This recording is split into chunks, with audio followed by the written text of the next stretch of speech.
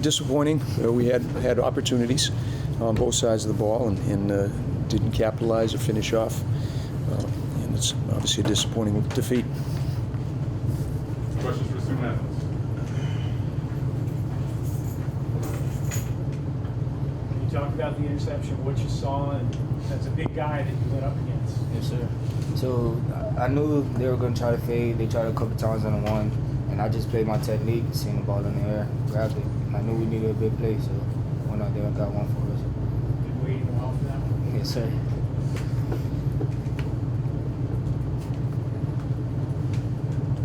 Paxton, what do you see as some of the differences between the two quarterbacks and styles when you're catching the ball from out of Nick's hand versus out of Dylan? I think both of them do a really great job throwing the ball.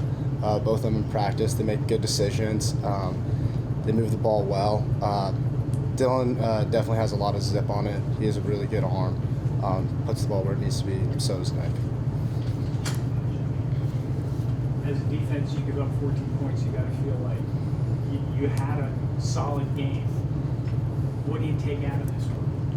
You just have to keep pushing, keep going. Like, we gave up a couple big plays in the first half, but once we limited that, we played Dartmouth football, we played Dartmouth defense. And we just have to keep going, carry it to the next game, and start off fast. Yeah, Paxton, I want to ask you what you thought of, obviously you guys had Howard in there for some points and Connell Waller.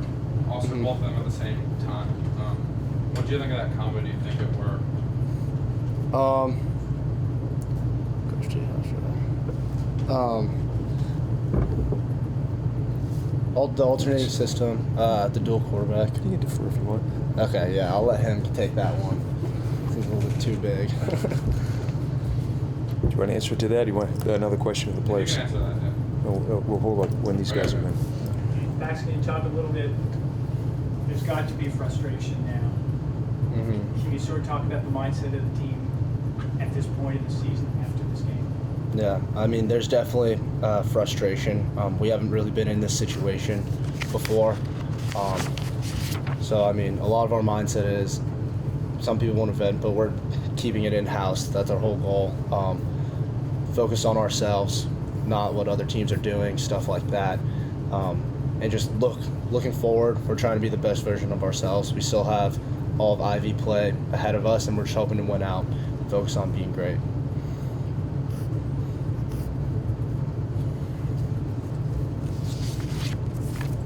Any more questions for student athletes?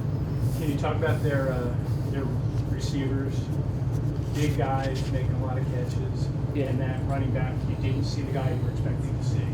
Yeah, so we were expecting Tony, but he didn't play today. But they have some good athletes on their team, some solid receivers, and they play good. They got the best of us today, but we did our job on limiting them in the second half, and we played, like I said, Dartmouth football second half. Having Nick and Dylan alternate drives throughout the first half, I take it that was pretty much pre-planned. Yeah, kind of play it by ear. Kevin Daff does a nice job kind of interjecting both, trying to find something that worked. Nick has been basically our leading ball carrier, and they seem to focus on him pretty good. Mixed up the pass, and I thought he was 6 of 6, I believe, throwing the football, control passes. Cadwallader was very consistent last week against Yale in terms of throwing the football. We do a lot of read, RPO, decisions and determinations by the quarterback. And so we just kind of we're trying to get, hey, what's the right mix? And we never really found it during the course of the day. One of the challenges is we're not having a lot of ball opportunities. Snaps in the game, 72 to 47.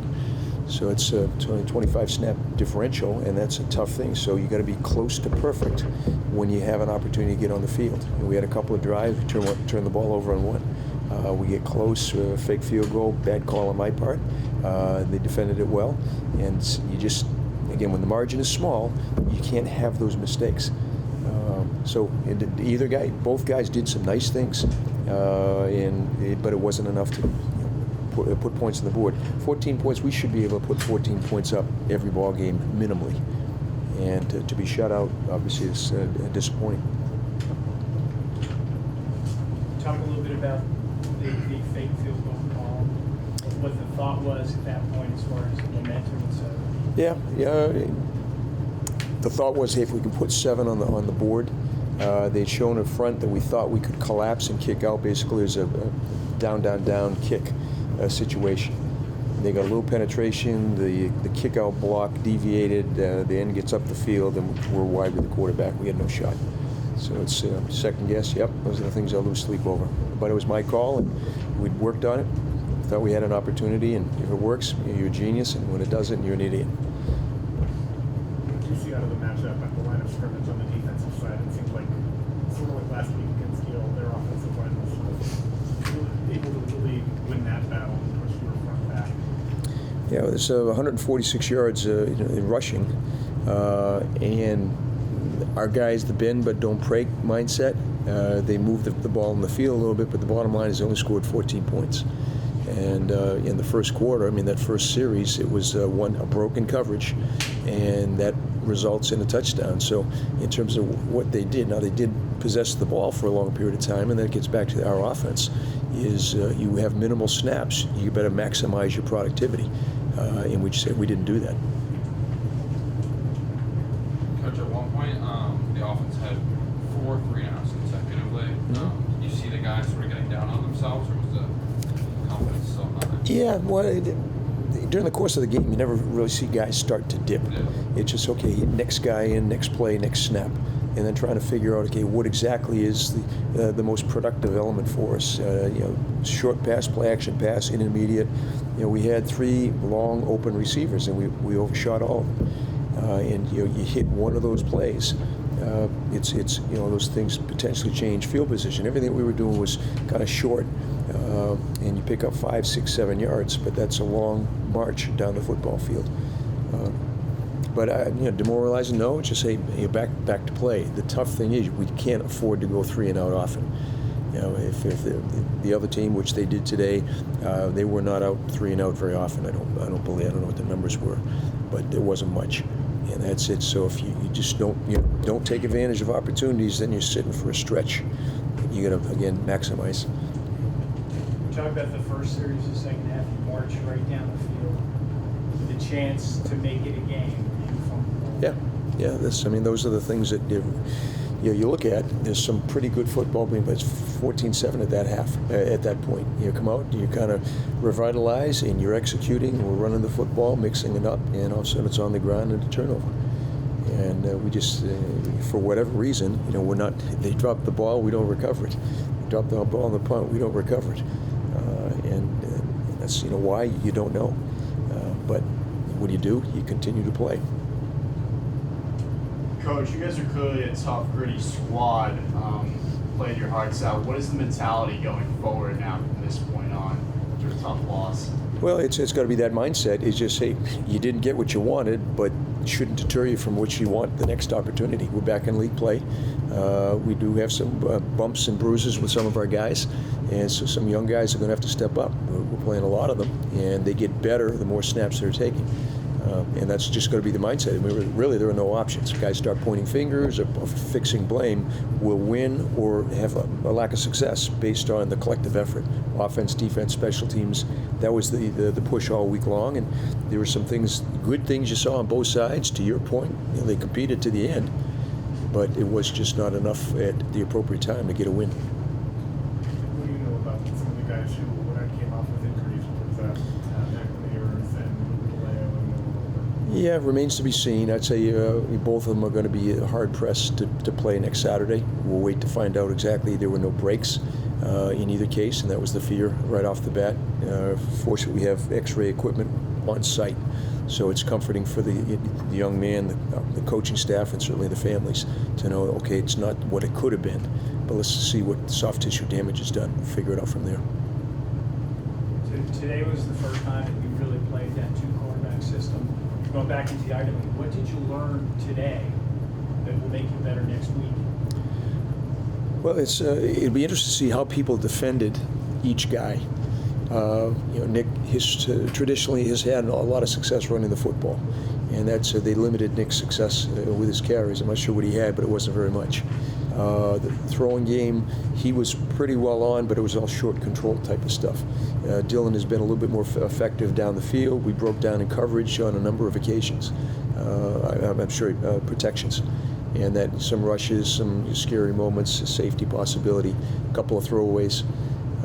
So you take a look at your protection. Do we have to add another element? A 5-man, go to a 6, go to a 7, go to an 8, and make sure we have an opportunity to protect the passer. And then we also, I thought UNH did a nice job pinning us on the line of scrimmage. And just press coverage, and you don't get off that. That stretches your timeline inside, and there were opportunities. We had great matchups, but they kind of won at the line of scrimmage, and it prevented opportunity for us to get the ball up in the air. You keep saying, as a coaching staff, that you're in uncharted waters. I know you have had starts like this before, but it's been such a long time. So, when you're going to have to reassess, sort of with you and your assistants, as you get into another, preparing for an Ivy League and all that? Yeah, you just go back and be honest with the guys. I mean, take a look. It's pretty obvious. All right, hey, we get beat by the front. All right, we didn't stop the run. We had opportunities. We didn't hit the big pass. We need to eliminate some of those long throws. And it comes down to that guy. I mean, you don't have to fix blame the guys, but that's the deal. And once you present that to you get on, scream and yell, rant, rave at guys. They want to win just as bad as anybody else. But if you can identify, and that's been really the focus, it's execution. And if you don't execute, in terms of matchups and so forth, yeah, there's a good-sized offensive line. They get some strong guys. We got some guys that, okay, they're a little bit younger and so forth, but when we execute, we're okay. And we just got to take the positives out of a situation like this. And the more you lose, the harder it is to find those positives. But you rely on the character of your team, and I appreciate they maintained their composure at the end of the ball game when it could have been a horror show out there. And that's it. You play hard, respect the game, and you work to get better.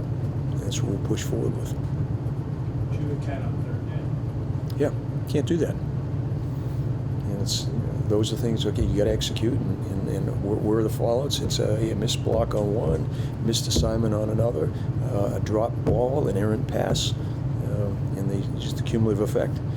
We're doing too much of that, and that's keeping us off. We're close. This is closer. Maybe it didn't seem that way in terms of, but 14 points, I mean, that's doable. Right to the end. Coach, can you tell us what happened right after the game?